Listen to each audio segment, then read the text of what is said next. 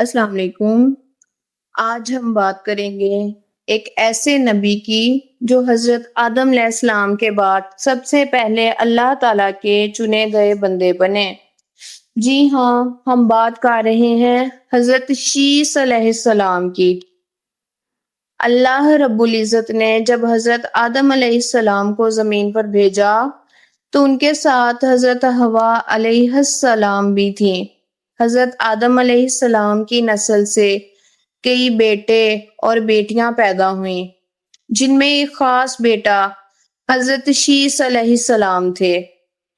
شیس کا مطلب ہوتا ہے اللہ کا عطیہ۔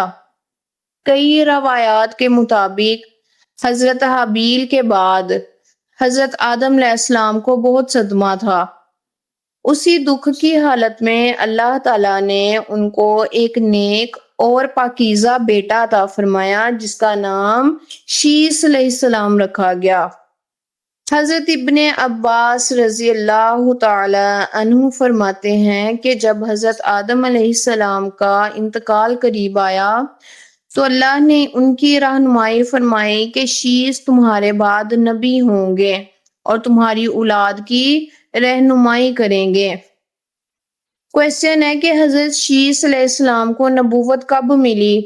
حضرت شیس علیہ السلام کو حضرت آدم علیہ السلام کی وفات کے بعد اللہ تعالیٰ نے وحی اور صحیفے عطا کیے۔ روایات کے مطابق انہیں 50 صحیفے دیے گئے، جیسا کہ حدیث میں ہے کہ حضرت ابو ذر رضی اللہ تعالیٰ عنہ سے روایت ہے کہ 50 صحیفے حضرت شیس علیہ السلام پر نازل کیے گئے۔ مسند احمد۔ حضرت شیس علیہ السلام نے اپنے والد حضرت آدم علیہ السلام کی تعلیمات کو آگے بڑھایا، توحید کا درس دیا، شرک سے روکا، اخلاق، عدل اور حلال و حرام کی تمیز سکھائی، رسم و رواج اور آئلی نظام کو منظم کیا۔ یہ وہ وقت تھا جب انسانوں میں فطری طور پر نیکی موجود تھی، لیکن آہستہ آہستہ دنیا کی محبت، غرور اور نفسانی خواہشات پیدا ہونا شروع ہو گئیں۔ حضرت شیس علیہ السلام کو سب سے پہلے زیادہ اور سب سے بڑا چیلنج اس نسل سے ملا جو قابیل کی اولاد تھی۔ قابیل نے پہلے ہی نافرمانی کر کے اپنے بھائی حابیل کو قتل کر دیا تھا۔ اس کی نسل نے دنیا پرستی کو فروغ دیا، گانے، باجے، فیشن اور فتنہ فساد کو پھیلایا، خواتین کا پردہ ختم کیا، مردوں کو بہکایا۔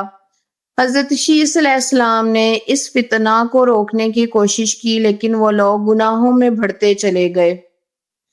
ابن جریر الطبری کے مطابق حضرت آدم علیہ السلام کی وفات کے بعد حضرت شیس علیہ السلام 800 سال زندہ رہے۔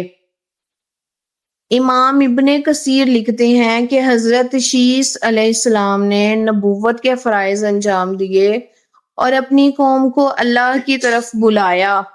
بعض اقوال کے مطابق حضرت شیس علیہ السلام نے پہلی مرتبہ تحریری نظام اور لکھنے کے آلات متعارف کروائے۔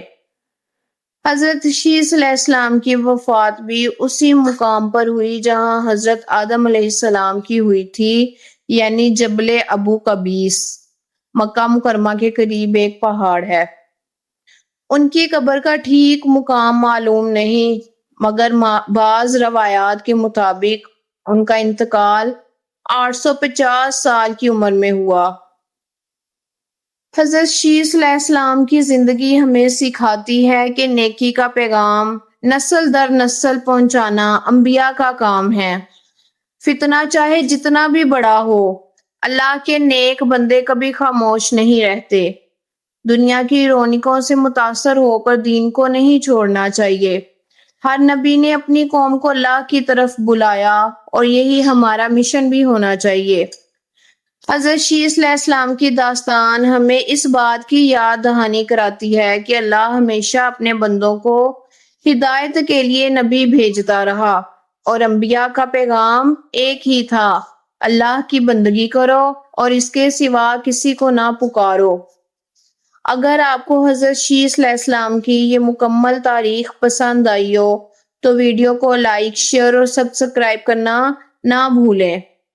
اس کے بعد ہم اس پوری سیریز کو سیکوینس کے ساتھ بتاتے رہیں گے۔ تو پوری سیریز جاننے کے لیے، انبیاء اکرام کا سارا سلسلہ جاننے کے لیے پکیز شیخ پورہ کے ساتھ جڑے رہیں۔ اللہ حافظ۔